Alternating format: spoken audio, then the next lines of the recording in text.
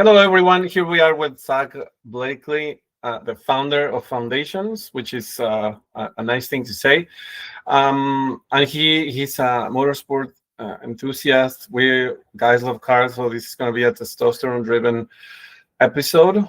So very interested on the model of you scaling companies in such a short age.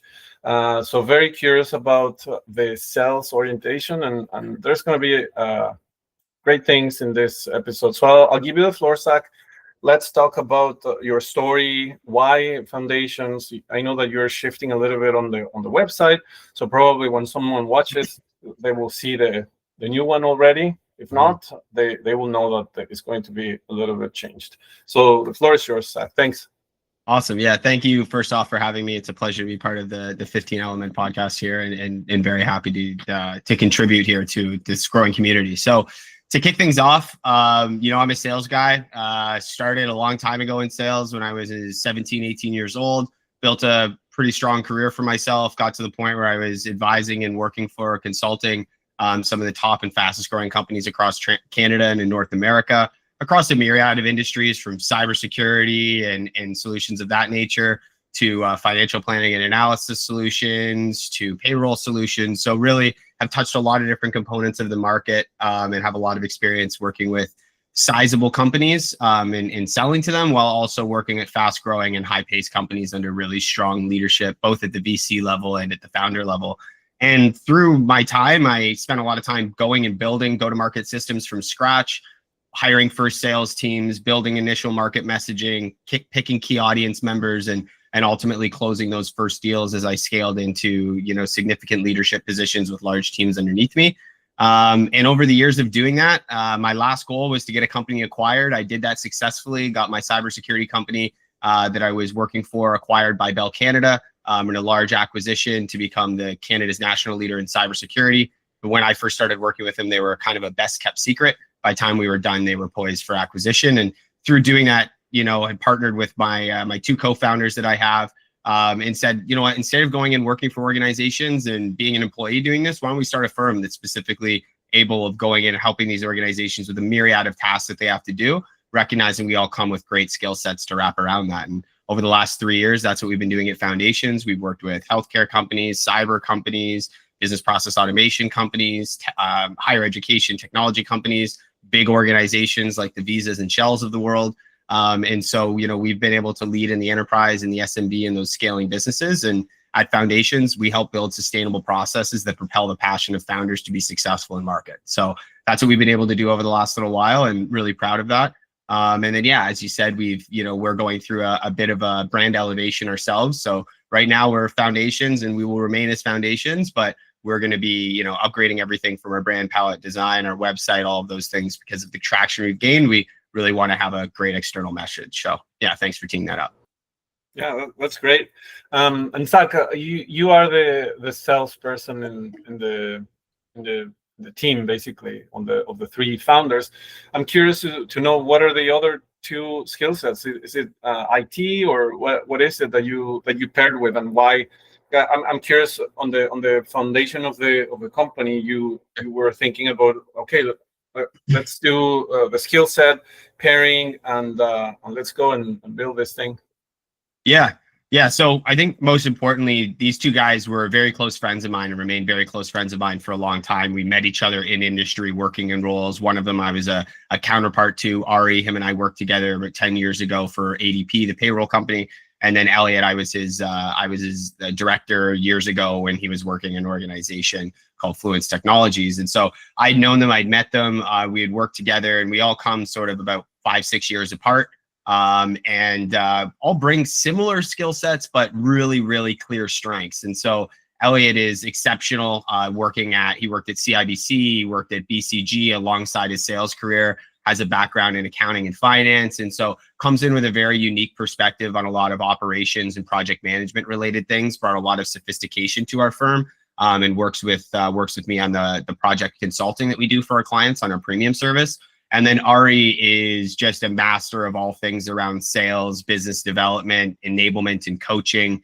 and really brought a strong lens, recognizing that when we go into organizations, they have to adopt the processes we bring on. Their team has to love it. They have to be excited. They have to be enabled properly. And he's an expert at that. So he leads a lot of our internal and external enablement, while I spend more time with leadership and strategy and ultimately the organization of our go-to-market approach and that of our customers. So collectively, we all share a lot of skill set, which is really important.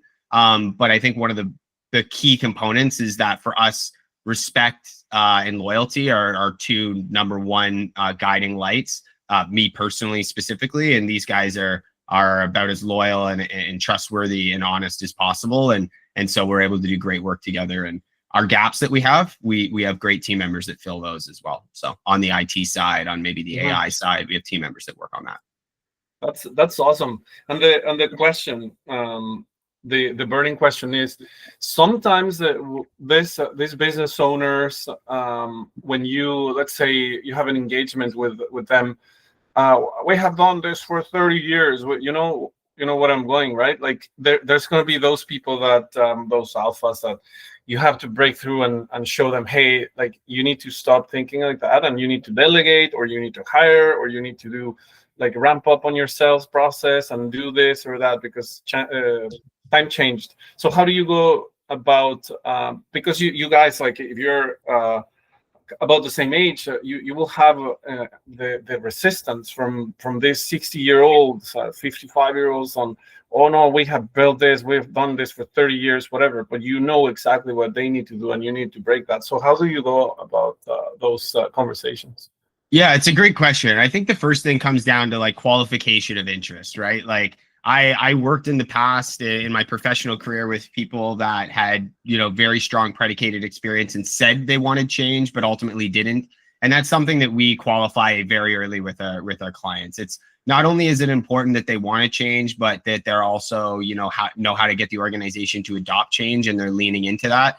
A lot of that's generally driven through failure. There's a lot of companies out there who are doing a really, really good job. They have a bunch of great team members and they don't need us, candidly.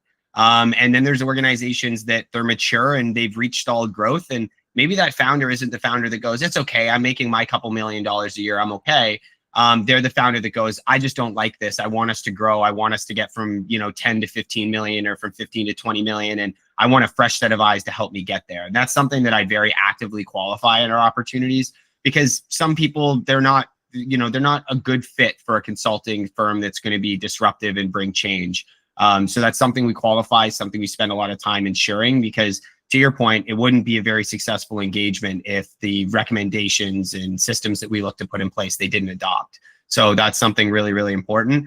And I think that one of the key factors is that they've tried it before. That's one of the main pillars of when we look through our sales engagements and our prospect journeys is, have you actually tried this before and have you failed? Because if you have, then you're likely a lot more open.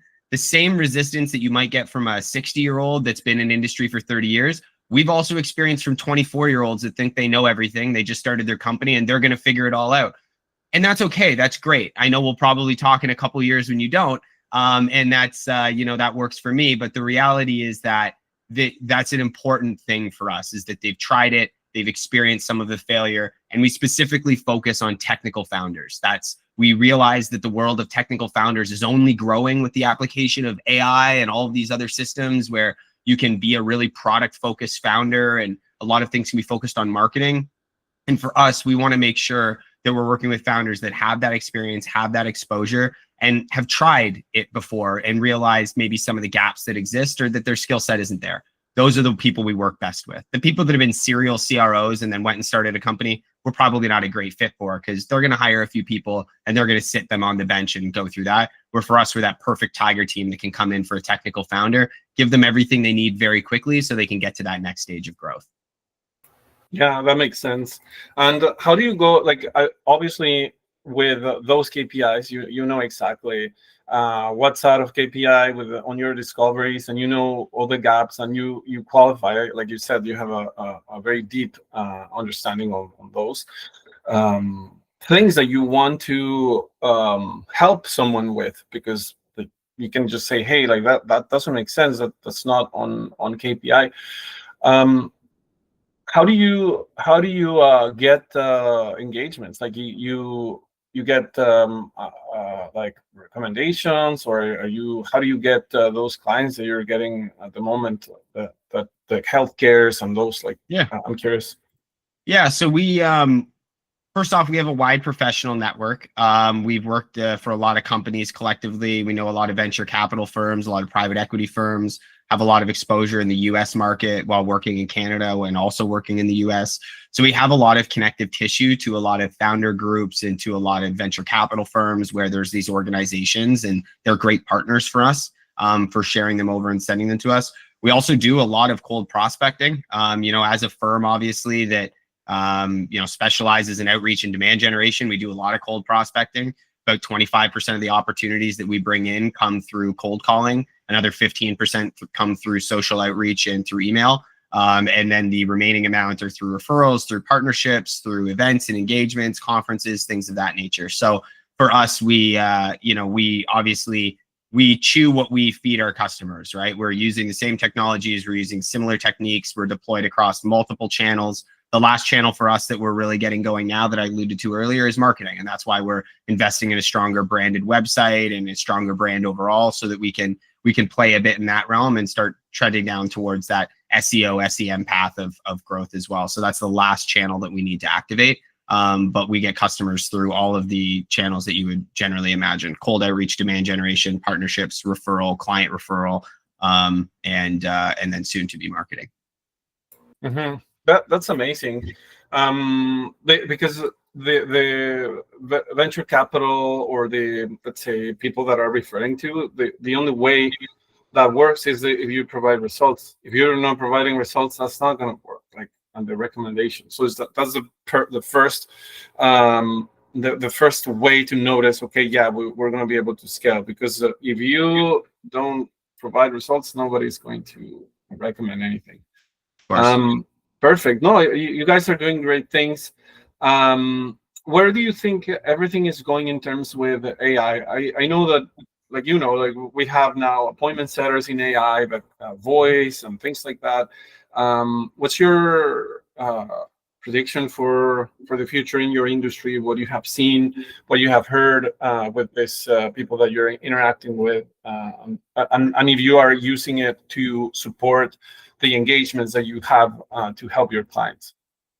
Yeah, so I'll start with this. I think AI every day is getting better. We use it internally for as many applications as we can, building a lot of reports, doing research, giving us a lot of the groundwork that we need, using recordings, transcriptions to create content. We've done a bunch of things like that, and there's a lot of great things that AI can do. I'd say we sort of use it as an intern. It sort of operates for us as an intern on all things around the business, where we just need low-hanging fruit to be produced quickly for executive leadership and for otherwise other leaders and managers in our business to be able to run. And I think that the story is relatively similar when you look into the market. I think I have two minds when I think about AI. One, obviously, it's very clearly the future, right? Like, very clearly, there's so many applications for AI. It's only going to continue to grow. Applications will get better. We've just downloaded a service now where it was actually 2 days ago. I recorded my voice just speaking as I am to you with some tonality into a tool that now mimics my voice. And then I can type to it and it can send voice messages via LinkedIn on a personalized level. So you could get a message from me that sounds like I'm talking to you at 15 Element, like I left you a direct voicemail. It is my voice, but it's being used as an AI so that I can scale my outreach a little bit easier. I can place it in sequences. I can do little things like that. And those applications are getting there. Video is not quite there yet, but the voice is definitely getting there. And then when we think about some of the tools and technologies, some of them are fantastic. I find the best tools right now are the tools that solve a very core need in our Appoint solution and then can apply AI on top of that. So as an example, my fellow note taker that's recording this call and records all of my calls, that technology for me, it's not just a recorder. It's got an AI element built in. It categorizes everything. I can query it. It can take all my transcripts, give me answers from all my previous conversations, can extract things very quickly for me from this giant catalog of library of recorded calls that I have with clients or with partners or with even internally. So great application there, but it's AI not first, it's AI bolted onto something to make it more valuable. And those technologies right now, I find are in a really nice curve because they already had product market fit. They've added AI on, and now they have another element that they can provide. Where what I've seen with a lot of the AI first companies is that they really struggle to understand the issue a lot of the time. They're really focused on just deploying AI in as many ways as they can. We've evaluated CRMs that are fully AI first and compared those against the HubSpots because we're always staying on the leading edge of technology. And they've really just fallen short because there's a lot of things AI wants to do that it's not great at, that it's trying to do, and it's still coming across that curve.